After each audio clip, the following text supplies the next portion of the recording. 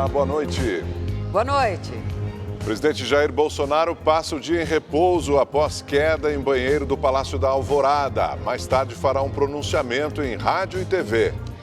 Ministro da Justiça, Sérgio Moro, é eleito pelo jornal inglês Financial Times uma das 50 personalidades da década. E você vai ver também. Base da Polícia Militar na zona norte de São Paulo é atacada com tiros de fuzil e coquetel Molotov. 2 criminosos morreram. As compras de última hora para o Natal movimentam os centros comerciais mais populares de São Paulo e do Rio de Janeiro. Deslizamento de barreira causa a morte de 7 pessoas no Recife. 5 eram da mesma família. Em Belém, na Cisjordânia, a segurança reforçada para receber os fiéis que visitam a Terra Santa e a Igreja de Natividade, onde, segundo os cristãos, Jesus nasceu. Essas e outras notícias você acompanha em instantes no Rede TV News.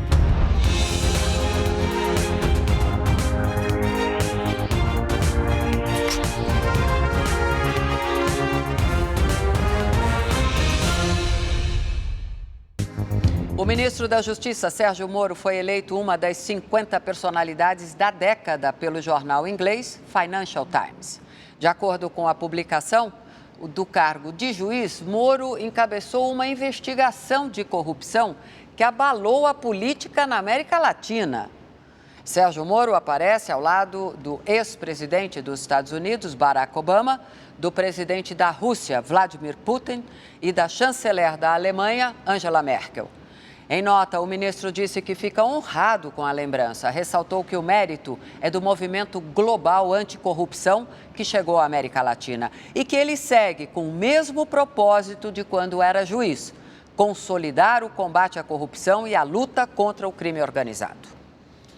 Pessoas com doenças graves, policiais e militares serão beneficiados com o indulto natalino. O texto assinado pelo presidente Jair Bolsonaro foi publicado no Diário Oficial de hoje.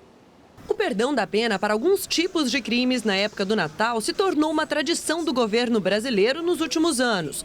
Durante a campanha, o presidente Jair Bolsonaro chegou a dizer que iria acabar com a prática. No entanto, o governo publicou hoje um decreto que concede o chamado indulto natalino humanitário. Diferentemente de governos anteriores, Bolsonaro restringiu o perdão aos condenados que tenham paraplegia, tetraplegia ou cegueira adquiridas posteriormente à prática do delito ou que seja consequência dele. Também receberão indulto presos com doença grave permanente ou que tenham AIDS em estado terminal.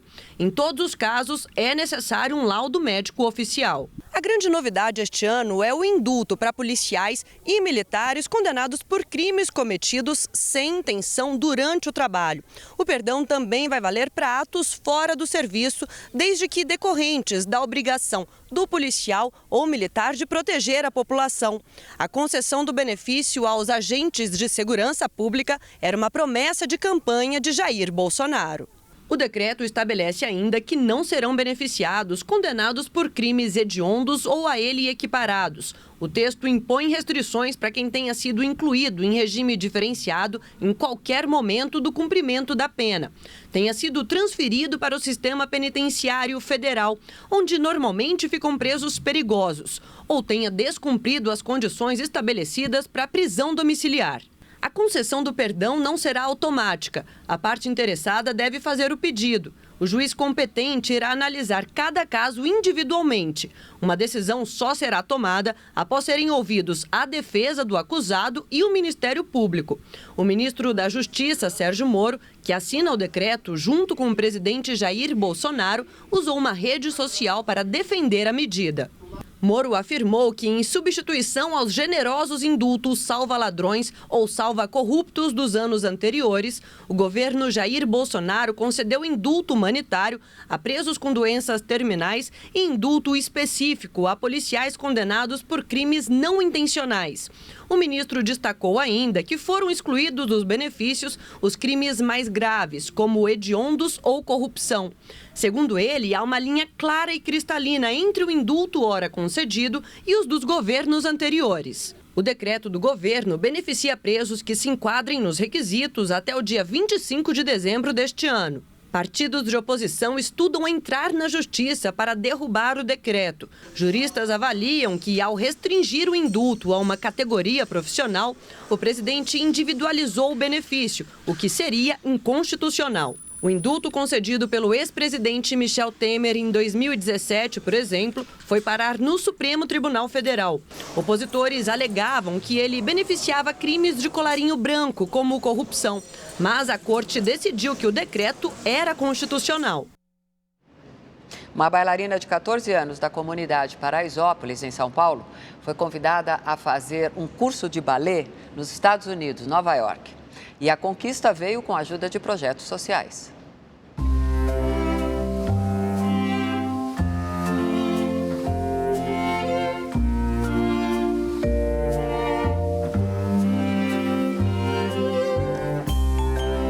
Isabela faz parte do Balé Paraisópolis, um projeto que oferece curso gratuito para 200 crianças e adolescentes moradores da comunidade.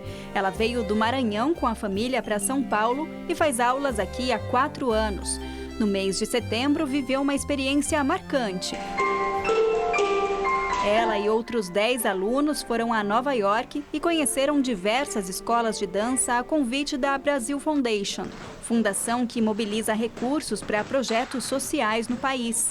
É uma experiência muito importante, tanto para a minha carreira quanto para abrir a minha mente nessa parte das culturas diferentes, que tem a cultura aqui do Brasil, tem a cultura de lá, que era uma coisa que eu não conhecia.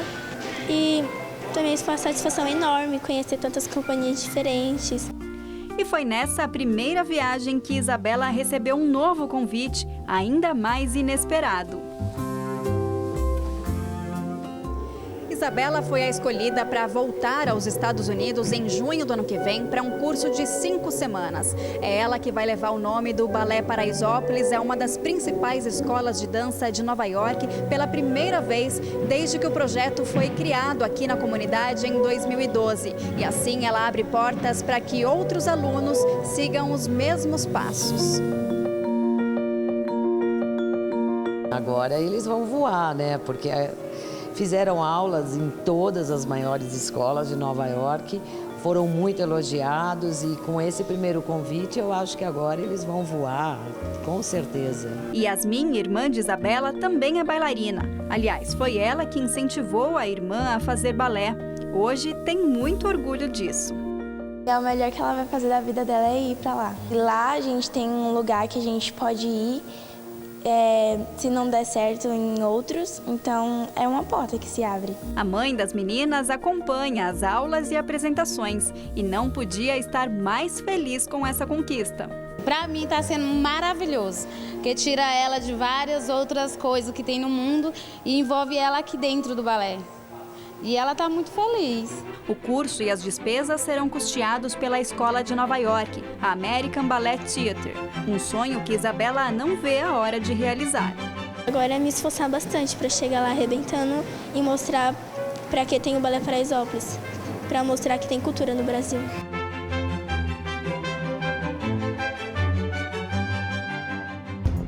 No Facebook da Rede TV, você já pode acompanhar o nosso novo programa exclusivo no Facebook Watch. O Histórias do Dia vai trazer vídeos com conteúdo atual e de interesse do internauta. Os vídeos são uma parceria do próprio Facebook com a Rede TV.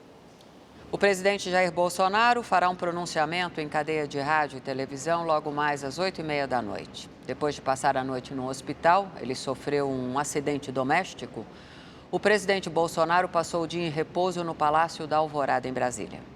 Após o susto, o presidente passa bem e irá comemorar o Natal aqui no Palácio da Alvorada, residência oficial da Presidência da República. Ontem, durante a noite, Bolsonaro foi levado ao Hospital das Forças Armadas. Segundo o Palácio do Planalto, ele sofreu um acidente doméstico, caiu e bateu a cabeça. Por precaução, Jair Bolsonaro passou a noite em observação.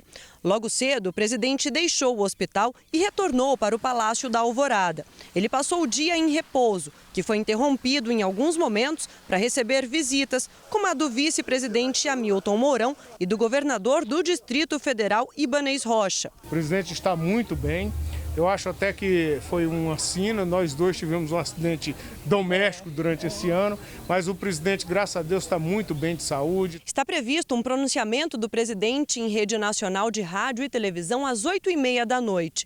Bolsonaro deve permanecer em Brasília até sexta-feira, quando viaja para uma base da Marinha na Bahia, onde irá passar o Réveillon. Desde que os aplicativos de serviços se popularizaram, o número de pessoas que usam a tecnologia para aumentar os ganhos financeiros só cresce no país. Alguns acabaram fazendo da ocupação a principal fonte de renda e se tornaram empreendedores no segmento. O Marlon perdeu o emprego em 2015. No mesmo ano, o analista de sistemas começou a trabalhar com aplicativo de transporte. Mais do que isso, ele se tornou celebridade entre os motoristas. Antes de entrar, já assistia todos os vídeos dele, né? Para poder já entrar com uma noção. 5 dicas para você falhar. Marlon ficou famoso no YouTube. Já tem mais de 500 mil de inscritos. Ele criou o canal para dar dicas de como ganhar mais com o aplicativo. Existem horários, existem locais certos para você trabalhar. Em qualquer cidade tem isso. Uma coisa levou a outra e Marlon virou empreendedor. Depois do canal, ele criou um curso para melhorar a eficiência na profissão e um aplicativo que mostra locais com mais corridas, postos com GNV e áreas de risco. Formou ainda uma seguradora, tudo voltado para motoristas de aplicativo. Hoje, de desempregado, eu virei empregador, né? Hoje eu tenho um time aí que tem 23 pessoas. Ou seja, a gente paga salário de 23 pessoas e basicamente hoje eu ganho o dobro do que eu ganhava quando era empregado. Entre as empreitadas, Marlon também montou um ponto de apoio para os motoristas, com café, água e produto para limpar o carro. A ideia é retribuir aos seguidores a renda que ganha com os vídeos e o aplicativo. Os profissionais podem usar o espaço por 1 hora sem pagar nada. Isso aqui, o dinheiro que eu economizo vindo aqui é muito. Uma lavagem como essa daqui, a gente costuma pagar 20, 25 reais por aí. Ir ao banheiro, tomar café, essas coisas, alguns postos nós temos que pagar também. Então isso nos ajuda muito. Mais um vídeo aqui no canal, mano, eu sou um entregador de lanche. Sejam todos bem-vindos aí, rapaziada. Márcio também trabalha com aplicativo e é youtuber. Há 1 ano começou a entregar comida. Queria uma renda extra para construir uma casa. O canal tem 18 mil inscritos e já dá resultados. Além da monetização dos vídeos, tem parcerias e conseguiu largar a função de porteiro para se dedicar às 2 novas ocupações. Essa nova forma de trabalho. Porque os aplicativos de delivery, principalmente, explodiram no ano passado para cá. E na crise que o país vive, muita gente desempregada é uma solução para muita gente, né? Então, as pessoas têm interesse, acho que justamente por isso. É uma forma nova de trabalho. Já vai deixando o dedo no like, não esquece de se inscrever no canal. É nóis, mano, tamo junto. E o ano novo começa mais salgado para quem mora aqui na capital paulista. A Prefeitura de São Paulo publicou hoje no Diário Oficial do município reajuste de 3,5% no valor do IPTU de 2020. Quem pagar o imposto à vista vai ter um desconto de 3%. E o aumento dos preços dos produtos básicos natalinos também deixou a ceia de Natal mais salgada. Mesmo assim, o varejo está otimista e espera um aumento nas vendas para as festas de fim de ano. A Sandra prepara uma mesa farta para receber a família no fim de ano. Lá em casa é tudo, é carne vermelha, é frango, é linguiça, é pescado, a gente come de tudo. O menu só não pode extrapolar na conta. Para muitas famílias, o jeito ainda é pesquisar, procurar ofertas e não exagerar nos gastos às festas de fim de ano. Tem que pesquisar, né? Mas foi bom, o preço foi bom. Um levantamento da Federação do Comércio do Estado de São Paulo apontou um aumento médio de 2,5% nos preços dos alimentos de Natal.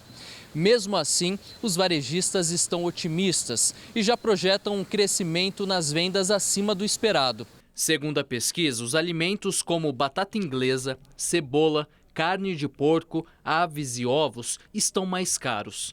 As bebidas tiveram uma leve alta. Por outro lado, os pescados estão mais baratos que há um ano. A expectativa do comércio é que essa variação de preços não interfira no consumo das famílias. Você não pode ficar. A alternativa é vir nos locais que têm melhor preço. Para essa assessora da FEComércio, o consumidor está mais confiante com a economia, o que ajuda a impulsionar as vendas. A gente já tem emprego sendo retomado e com isso a gente também tem mais rendimento na mão das famílias, também mais 13º. Essa liberação de fundo de garantia e PIS/PASEP também dá uma injeção de ânimo e de renda. O movimento neste supermercado cresceu desde o começo do mês. A previsão é que as vendas de alimentos típicos da época aumentem em torno de 12%. A gente acreditava que queria crescer em torno de 5% a 6% no mês de dezembro. Ele começou crescendo acima de 2 dígitos, então a gente tem 10%, 12% de crescimento. Não tem jeito. Todos os anos, sempre temos aquelas pessoas que deixam para comprar os presentes de Natal na última hora, né? A vantagem é que às vezes dá para aproveitar bons descontos na véspera do Natal. Ele veio de viagem passar o Natal comigo e acabei vindo fazer as compras agora também. Mas é a correria também do dia a dia, tudo, fica um pouco mais complicado. A Gabriela tem a desculpa perfeita para deixar as compras para a última hora. Vendo ainda foto do Murilo. Meu Deus! Ela consegue te explicar isso? Por mim tá tranquilo, só por eu ter vindo aqui já é um presente para mim. Uma pesquisa do SPC Brasil mostra que 13,2 milhões de brasileiros deixam as compras para a última hora. 48% fazem isso à espera das promoções. 20% esperam o 13º cair na conta. 12% disseram que não tem tempo. Mas também tem gente que prioriza outros compromissos para fazer a compra com a consciência tranquila, como é o caso desse casal. Foi por falta de dinheiro mesmo. O dinheiro veio no finalzinho, então deixei para o finalzinho. Primeiro as contas, aí o que restou, falei, agora sim, agora eu vou correr atrás de alguma coisa. Agora vai. Agora vai. A falta de tempo, falta de dinheiro, a espera até receber a segunda parcela do 13º salário. As desculpas para deixar a compra de Natal para os 45 do segundo tempo são as mais variadas. Mas para os especialistas, esse tipo de comportamento só tem uma explicação: falta de planejamento mesmo. A pessoa deixa de ter um planejamento, deixa de ter o seu orçamento controlado e muitas vezes acaba lembrando de presentes que nem são tão necessários e acaba gastando mais, fazendo um número grande de prestações, ou seja, a pessoa começa a criar um problema que vai se refletir no início do ano. Difícil seguir essa cartilha, até mesmo para quem é consultor de planejamento financeiro, como é o caso do Everaldo. Eu já comprei, tá tudo certo. Só vim fazer um último catado de última hora. Aqui no Rio de Janeiro, hoje o dia foi de muito movimento na Saara, o maior centro popular de compras a céu aberto da cidade. E quem deixou para comprar os presentes de última hora se deu bem.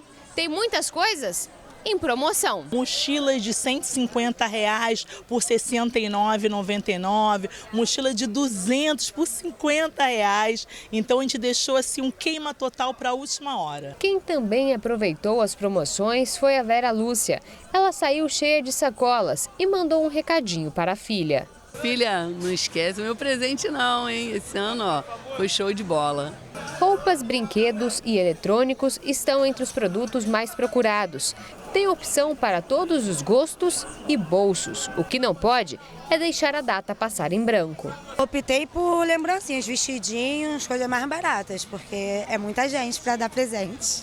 E já que é véspera de Natal, até os vendedores arrumaram um tempinho para trocar presente entre eles. A gente passa o dia inteiro só correndo, trabalhando, pegando árvore, bolinha, não tem tempo de chegar e falar. E nesse momento é o momento que se reúne todo mundo e fala o que quer, ou expressa alguma coisa, e é legal que pelo menos uma hora a equipe tá junta, né?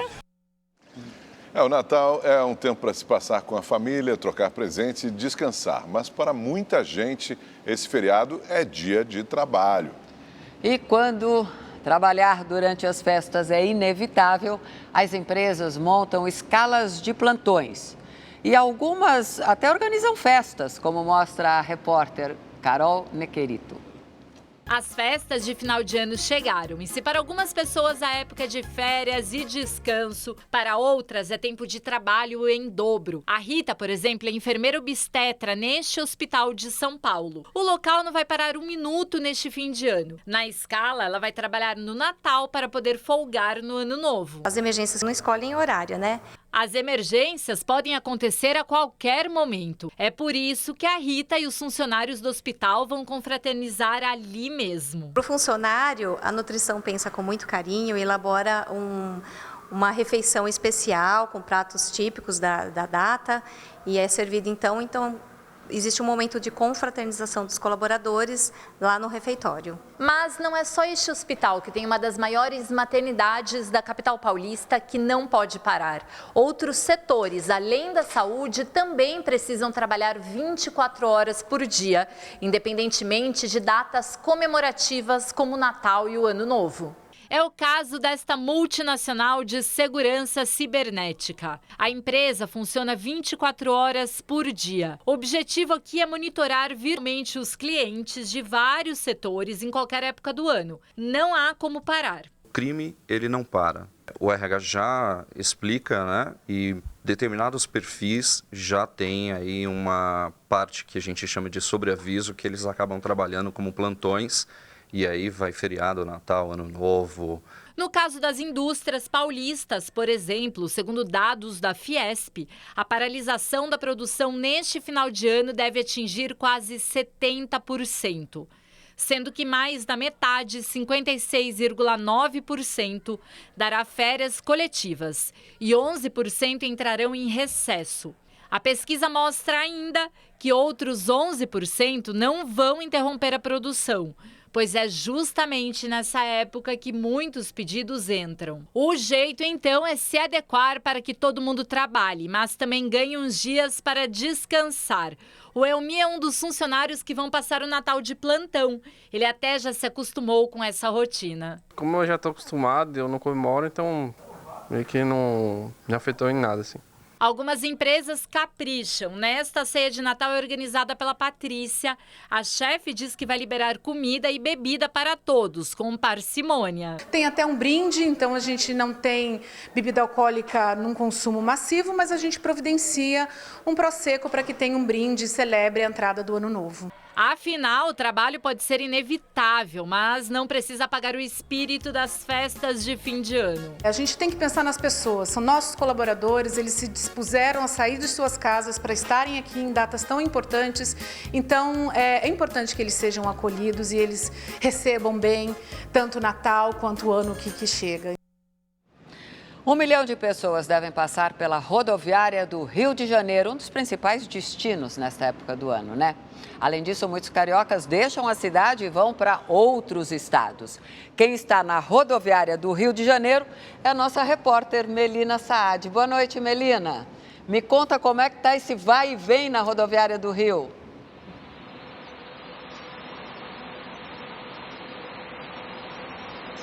Oi, Salete, boa noite. Olha, o movimento está bem tranquilo agora, faltando pouquíssimas horas para o Natal. Aliás, o esquema já foi montado, é um esquema todo especial desde o dia 18 de dezembro aqui na rodoviária e um esquema especial que vai até o dia 6 de janeiro com 10 mil ônibus a mais, além dos 30 mil já programados. 1 milhão de passageiros devem passar por aqui nesse período. Os destinos favoritos são a região dos Lagos, a região serrana, Minas, Espírito Santo, São Paulo, além do Nordeste. Eu me despeço, Salete, desejando a você um Feliz Natal, ao Augusto também e principalmente a quem nos assiste. Melina Saad, do Rio de Janeiro, para o Rede TV News.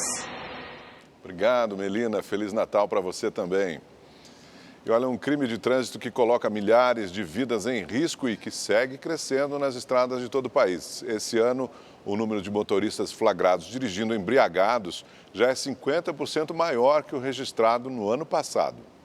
A saída para as festas de fim de ano teve policiamento reforçado nas estradas federais. E um alerta para os condutores que insistem em não respeitar os limites de velocidade. Por decisão da Justiça, os radares móveis voltaram a registrar os mais apressados. A orientação da PRF é que os agentes fiquem em locais visíveis e sinalizados por cones. A fiscalização com esses equipamentos estava suspensa desde agosto, por determinação do presidente Jair Bolsonaro. O pessoal tem que aprender a dirigir com consciência, né, e não correr exageradamente. Muito bom. E em época de festas, outra prioridade na fiscalização é quem ainda insiste em misturar bebida e direção. A Polícia Rodoviária Federal está com esse equipamento mais moderno, que promete identificar em poucos minutos quem bebeu e pegou estrada. E logo no primeiro motorista parado na blitz, o flagrante. Aqui deu um sinal de alerta pra gente. Eu vou fazer o teste mais completo com o senhor. Vou pegar o bocal lá e a gente vai ter que fazer um soprano. Tá? O carro também estava em situação irregular e foi apreendido. Como o condutor estava com menos de 0,34 miligrama de álcool por litro de sangue, a infração foi considerada gravíssima, com 7 pontos na carteira e multa de quase R$3 mil. Antes eu tinha que tentar ficar adivinhando muitas vezes se aquele condutor apresentava algum sintoma de embriaguez. Agora não. Com esse equipamento, simplesmente ao ele falar o seu nome, eu já consigo mensurar se há alguma presença de álcool no organismo desse condutor. No Brasil, até o dia 18 de dezembro de 2019, o número de autuações a motoristas embriagados cresceu quase 50%. Foram 50 mil flagrantes. Só em Minas Gerais, estado com a maior malha rodoviária do país, 3.200 condutores foram flagrados dirigindo depois de beber. Mais de 300 foram presos. Foi o que aconteceu com esse caminhoneiro em Uberlândia na semana passada.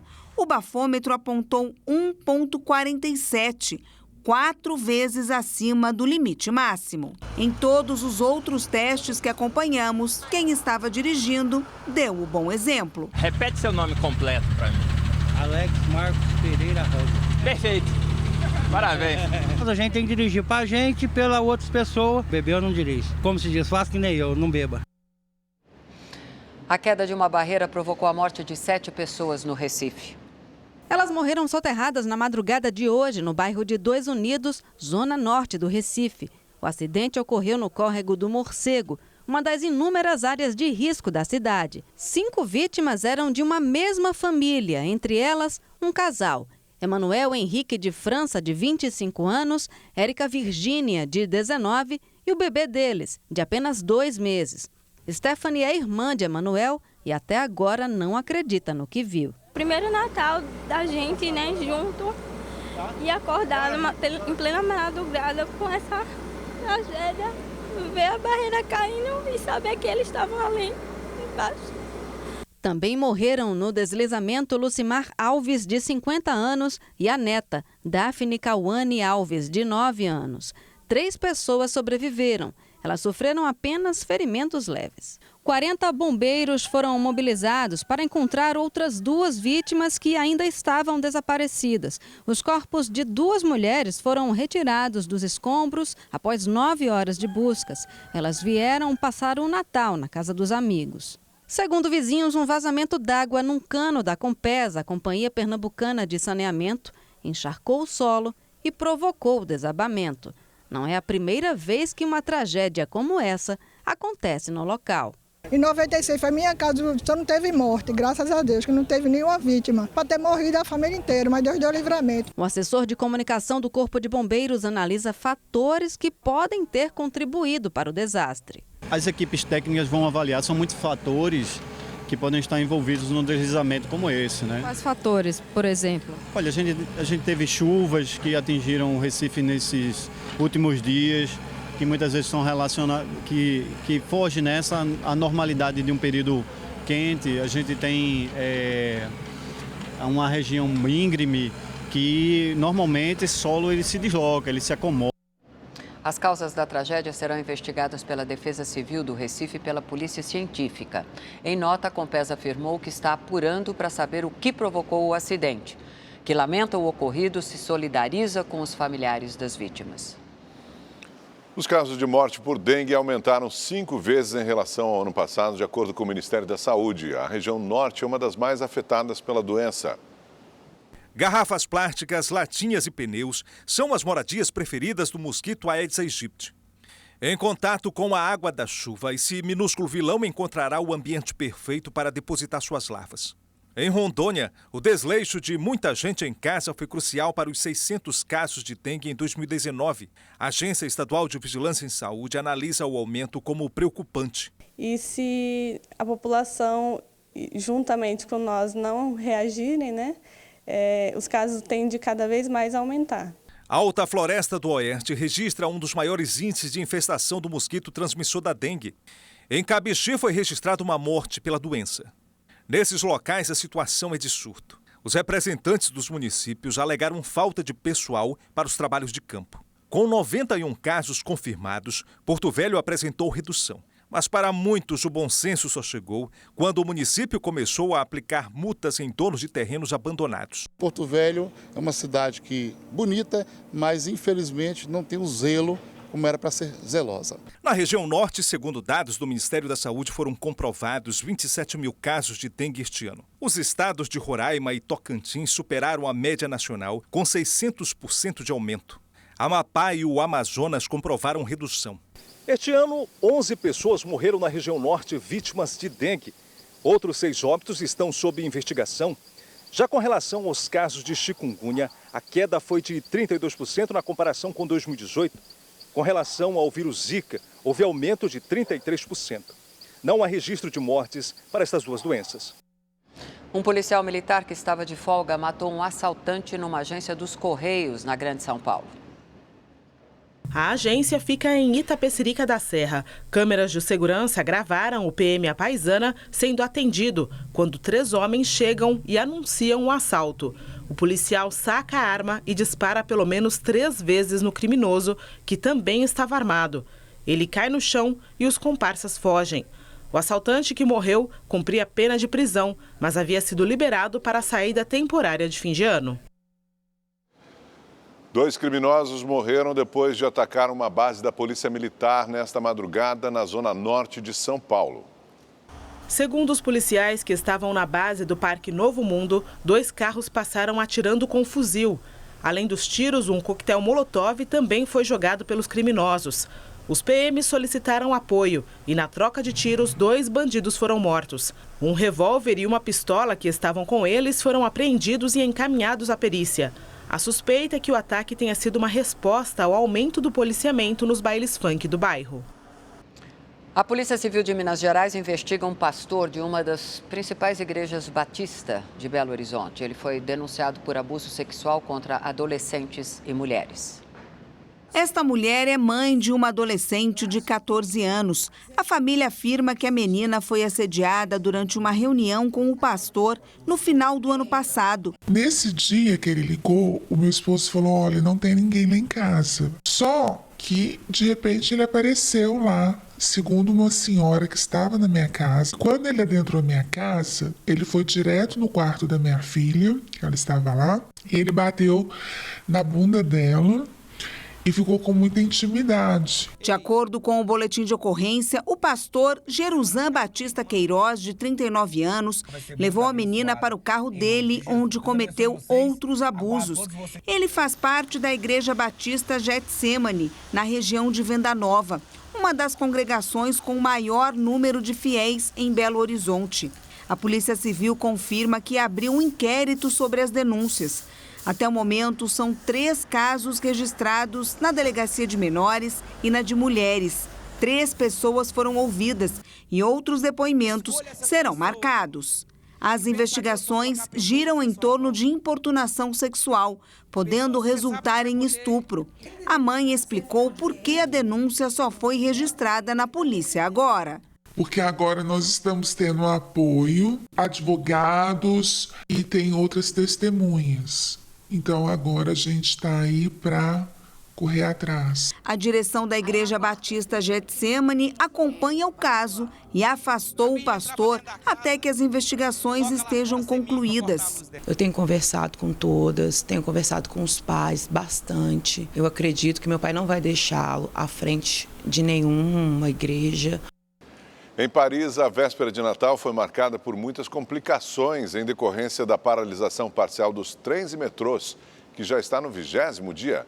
Trabalhadores dos sindicatos de transporte público cruzaram os braços para protestar contra as reformas no sistema de aposentadorias do país.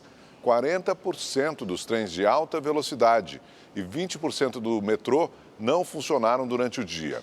Algumas linhas que ligam o centro da capital francesa ao subúrbio devem ser reabertas amanhã de manhã ou na quinta-feira.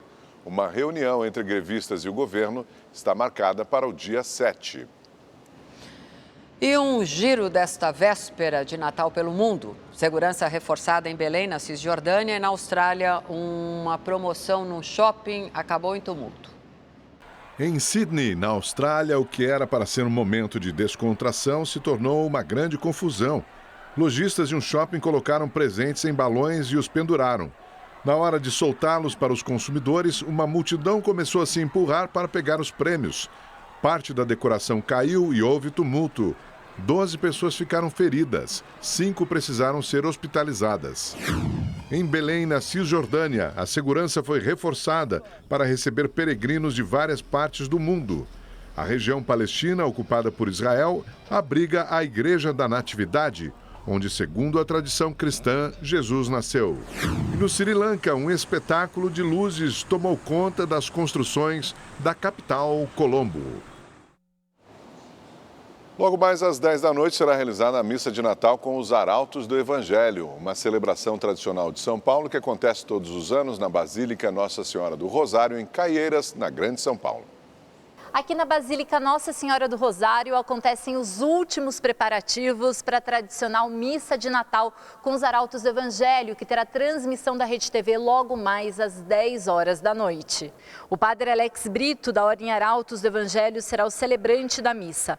No total, cerca de 200 pessoas estão envolvidas na organização. É uma cerimônia que vai celebrar o nascimento de um menino. Um menino nascido numa gruta, maior simplicidade não pode existir, mas que mudou a história do mundo inteiro. Porque toda a história passa a ser contada antes dele e depois dele. E isso é para nós uma grande lição. Ao todo, quase 1000 pessoas são esperadas por aqui nesta noite. A missa de Natal com os Arautos do Evangelho será exibida logo mais às 10 horas da noite aqui na Rede TV e eu volto com vocês aí na redação.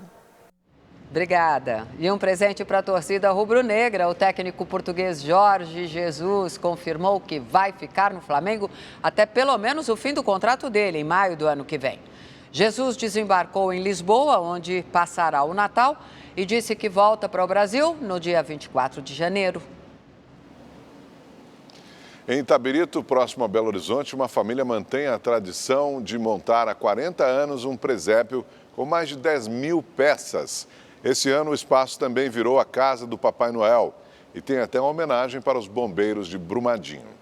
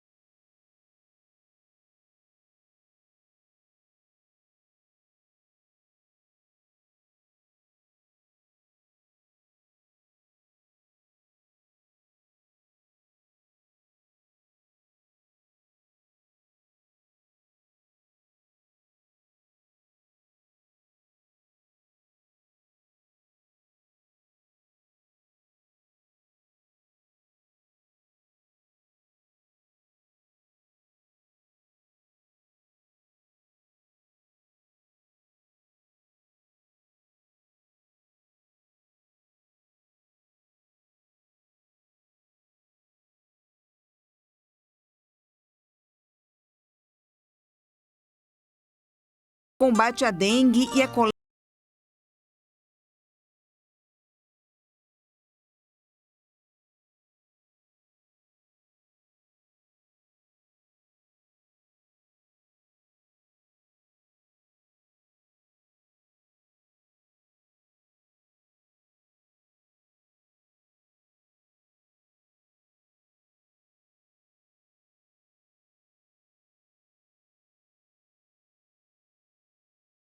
Pessoa feliz.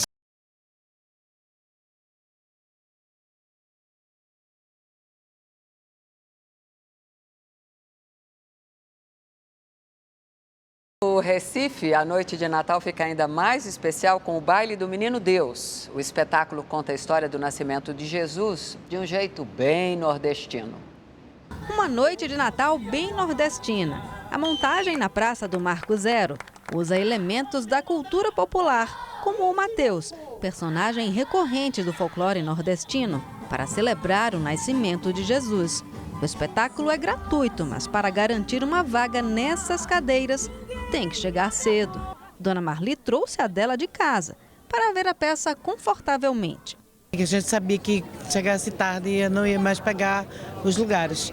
Aí trouxemos nossos banquinhos, aí foi excelente. O baile do Menino Deus é uma das montagens mais famosas do teatro pernambucano. Esse auto de Natal foi escrito pelos dramaturgos Ronaldo Correia de Brito e Francisco de Assis Lima e encenado pela primeira vez no Recife em 1983. Essa peça é um contraponto à interpretação europeia e norte-americana do Natal. Ao invés de Papai Noel, renas e trenós, o nascimento do menino Jesus é contado a partir de referências do folclore nordestino, como o Bumba Meu Boi e os Caboclinhos.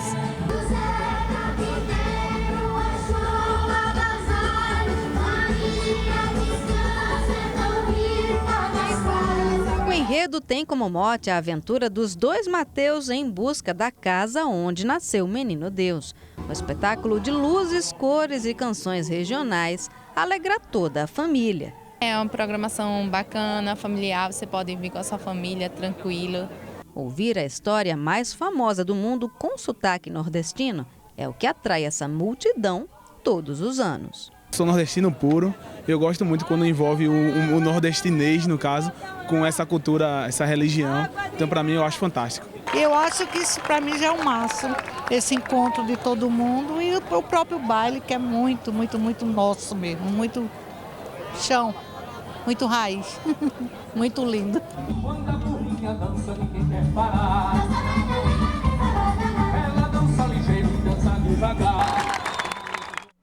Rede TV News fica por aqui. Feliz Natal para você, Salete, e para todo mundo. Boa noite, Augusto. Boa noite para vocês e um Feliz Natal para todos nós.